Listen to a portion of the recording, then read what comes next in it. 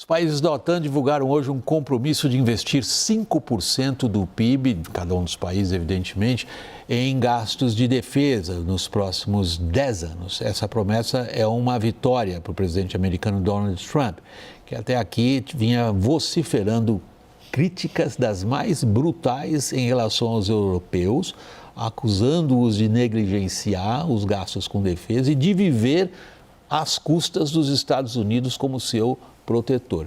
Reportagem de Mariana Giangiacomo. Os 32 integrantes da Aliança Militar do Atlântico Norte concordaram em atingir o novo marco até 2035. Hoje, os investimentos em defesa dos países da OTAN giram em torno de 2%. Os líderes dos países membros justificaram o movimento por conta da ameaça de longo prazo imposta pela Rússia à segurança europeia e atlântica, além do perigo constante do terrorismo. A União Europeia sofre com uma situação fiscal frágil e a ampliação do investimento em defesa pressionaria os gastos para a manutenção do estado de bem-estar social dos países do bloco. Cenário que fez com que a Espanha negasse, na semana passada, qualquer possibilidade de ultrapassar os 2,1% do PIB em gastos militares. O acordo, entretanto, exigiu que o grupo diminuísse as ambições conjuntas em busca de consensos. A cúpula de 2025 não repetiu a promessa reiterada nos últimos anos de incluir a Ucrânia sob o guarda-chuva militar do grupo.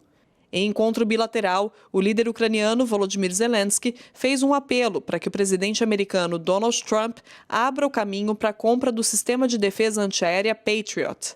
Trump saiu da cúpula da OTAN com ar vitorioso. Além do compromisso com a ampliação dos gastos em defesa, o presidente americano contou com a bajulação pública e privada do secretário-geral da OTAN, Mark Rutte. Ainda no caminho para a raia, Trump publicou uma mensagem enviada por Rutte em que o dirigente afirma que ele alcançaria algo que nenhum presidente americano conseguiu fazer nas últimas décadas. Na cúpula, comentando o acordo de cessar-fogo entre Irã e Israel, Rutte classificou Trump como um pai que ensina uma lição aos filhos. Metáfora que agradou o americano. He did it very affectionate. Daddy, you're my daddy. A gente não consegue deixar de dar risada. Vamos ter que fazer esse elencar. Qual é a frase esdrúxula do dia? Você tem uma escolha para hoje, Tiago? Qual é a frase esdrúxula do dia? O Lorival e eu somos velhos nesse negócio, né? De cobrir aí cúpulas da OTAN, cúpula de G7, cúpula daquilo. Mas o que a gente tem ouvido dessas frases supera qualquer coisa. Você tem uma escolha sua, pessoal, da sua predileção, de a frase mais esdrúxula que você ouviu recentemente, Tiago? Olha, essa frase foi muito pesada, ainda mais partindo do chefe de uma organização de defesa, né, que, entre outras coisas, ele tem que demonstrar força, independência, e ele foi no caminho oposto, ele foi extremamente subserviente, e eu tenho certeza que os outros líderes na OTAN acharam esse um comentário completamente fora de posicionamento. Eu achei muito surreal isso, para achar uma palavra mais adequada.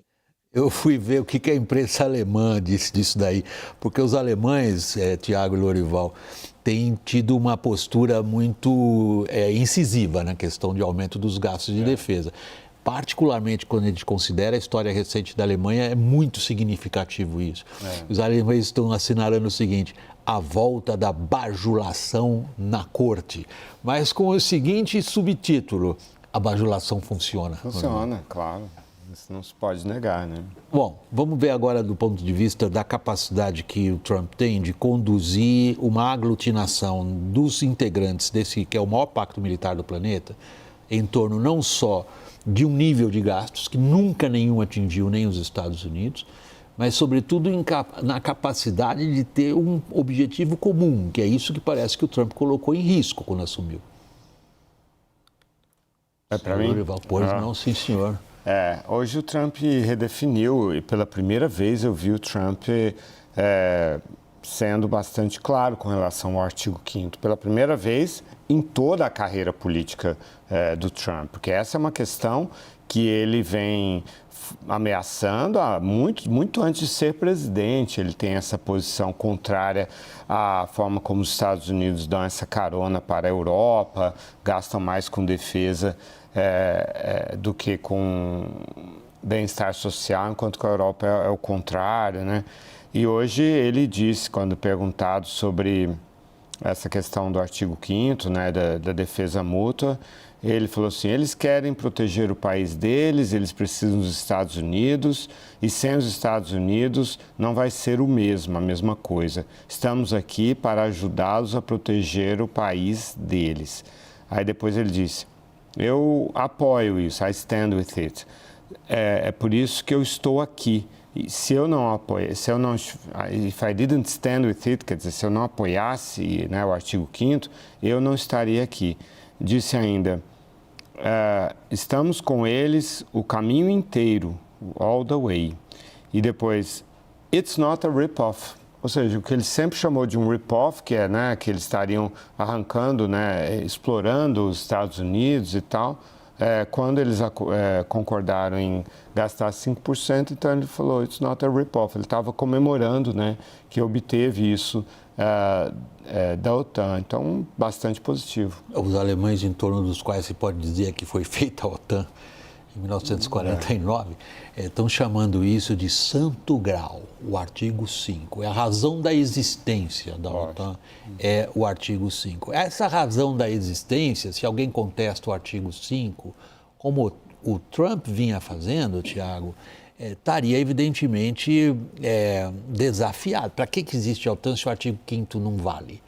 Aí, em 24 horas, o Trump se desmente. A caminho dessa reunião da qual ele participou, ele soltou uma frase que teve um impacto monstruoso. Ele disse, há várias interpretações para esse artigo.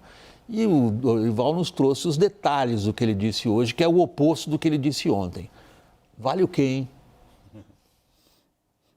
Olha, a bajulação, nesse caso, ela acabou garantindo a última coisa que foi dita. E a bajulação que partiu da Europa, ela é do tamanho do medo. Então, o Trump ele já deixou claro várias vezes que ele não é um presidente, ele não é um líder que ele mantém uma linha clara. Ele pula de temas o tempo todo, ele fez isso na questão das tarifas, ele fez isso na questão da Ucrânia, e ele vai fazer isso, e eu garanto que num curto a médio prazo ele vai desmentir novamente o que ele disse hoje em algum momento, porque esse é o Trump. E a interpretação pode ser feita de uma forma dupla, de que, por um lado, ele é instável nos seus comentários, e, por outro, outros vão argumentar que ele é extremamente estratégico nos seus comentários e por isso que ele faz isso. Mas o Trump ele entende que a OTAN, chegando aos 5% que acontece hoje, isso também vai ter um impacto positivo na questão tarifária, porque isso vai levar a uma compra de armamentos, majoritariamente dos Estados Unidos, que vai acabar equilibrando muito a balança comercial de vários desses países da OTAN com os Estados Unidos. Então, para ele, é uma vitória dupla.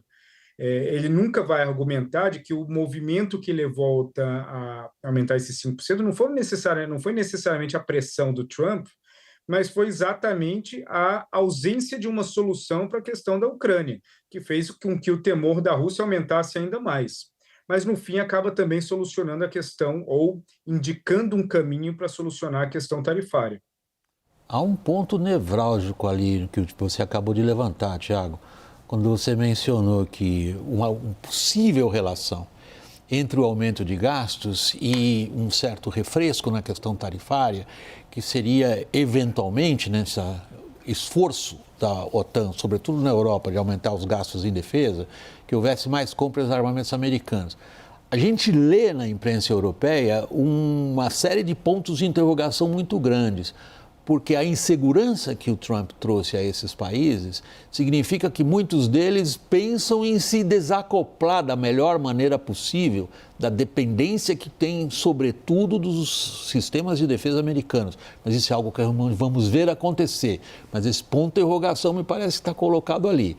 O outro, para pegar outra questão que o Tiago trouxe e trazer para o que foi também muito importante lá do ponto de vista do noticiário, é a questão da Ucrânia. De novo, lembrando as palavras iniciais do Tiago, o Trump oscila daqui para ali. Isto aconteceu o tempo inteiro em relação à Ucrânia. Hoje o pêndulo dele foi para o lado de elogiar Zelensky, dizer que é nice. Se bem que nos Estados Unidos chamar o cara de nice guy é mais uma ofensa do que um elogio. Mas diz que ele é nice. Mr. Nice Guy, né? E entende que ele está numa luta muito difícil e promete fornecer defesa antiaérea que a Ucrânia mais precisa no momento? Uma repórter ucraniana perguntou sobre isso, né? E ele se compadeceu porque o marido dela, segundo ela, luta lá na Ucrânia, né? E ela tem filhos e tal. Mas aí ele falou assim, a gente pode vender alguns mísseis Patriot, né? Falou assim, né? A gente forneceu para Israel, funcionaram muito bem, fazendo um roadshow, né? Mas a gente pode vender e tal, mas não foi muito assim, uma garantia muito firme, assim, né? E agora, quem conhece bem, quem já trabalhou com Trump, diz que a opinião dele é a de quem esteve por último conversando com ele. Eu li isso. Não, é sério. Eu li isso. Foi dito por um dos biógrafos dele. O jeito que escreveu 4 livros, assim, é uma correria para ver quem é o último que fica na sala, porque esse é que leva o ouvido dele. Mas tem bem lembrado, muitas histórias que comprovam isso, né? Então, ele tinha acabado de falar com o Zelensky, foi uma conversa normal e não uma altercação como aquela que acontecera antes, muito tempo atrás, já na Casa Branca. A gente tem a sensação de que faz muito tempo tudo, né? Que é tudo muito intenso. Mas, e aí ele saiu, então, comovido com o que ele ouviu do Zelensky. Certamente o Zelensky também está aprendendo a lidar com ele, obviamente. O Zelensky é um cara hábil, ele não é um político, mas ele tem uma certa capacidade de persuasão com a Europa, ele exerceu muito isso. E uma prova do que o Tiago disse sobre a relação entre comércio e a questão da defesa da Europa, foi explicitado isso pelo Trump com relação à Espanha, né? Quando, de novo, uma repórter espanhola, né, perguntou para ele sobre a decisão da Espanha de não chegar aos 5%, de ficar em 2,1%, ele falou assim, eles estão se aproveitando, a economia deles está bem, está crescendo. Você é espanhola? Ela, sou. Parabéns, tal. Todo mundo riu na sala. E ele falou assim, pois é, o que eu vou fazer? Eu vou dobrar as tarifas da Espanha quando a gente for discutir comércio com a Espanha. Então é isso, né? Quer dizer, ele relaciona o comércio de armas com gastos com defesa, tá tudo na cabeça dele, tá tudo misturado. A gente tem que olhar para o outro lado dessa conta aí dele, que é o Putin. A gente pode assumir que a relação entre os Estados Unidos e a Rússia, a partir da relação entre Trump e Putin, é a definição do que vai acontecer da OTAN, dos europeus e de tudo que está envolvido na guerra da Ucrânia. Ele sai hoje de lá dizendo que, mais ou menos assim, que ele está muito decepcionado com o Putin, Tiago. E sugere, como sempre fica um pouco nas palavras do Trump, algo que a gente pode subentender ou tentar entender, sugere uma eventual alteração do que até aqui foi a relação que ele tentou estabelecer com a Rússia? Olha, a relação que ele tentou estabelecer com a Rússia, vamos entrar na relação com a Rússia de agora, desse ano, né? Foi uma relação onde, durante a campanha, o Trump ele tinha certeza absoluta que ele ia conseguir solucionar a guerra da Ucrânia nos 100 primeiros dias. Claro que ele chegou a falar que ia solucionar a guerra da Ucrânia antes mesmo de tomar posse. Mas, na prática, ele vinha conversando, o governo de transição vinha conversando com a Rússia, e ele entendia que a equação de cortar o envio de armamentos para a Ucrânia, mais a disponibilidade do Putin de chegar a um cessar-fogo, incluindo a permanência nas terras ocupadas, isso era um tipo de solução que o Zelensky aceitaria na hora. Então, esse foi o cálculo feito pelo Trump. O erro ali foi que, ao mesmo tempo, o Trump ele acabou aplicando a questão tarifária, que fez com que a Europa se reorganizasse e entendesse que era uma questão muito mais de independência em relação aos Estados Unidos em vários fatores, fazendo com que os Estados Unidos, a Europa, se colocasse por trás da Ucrânia. Então, isso acabou impactando muito e atrasando esse processo de uma forma muito profunda.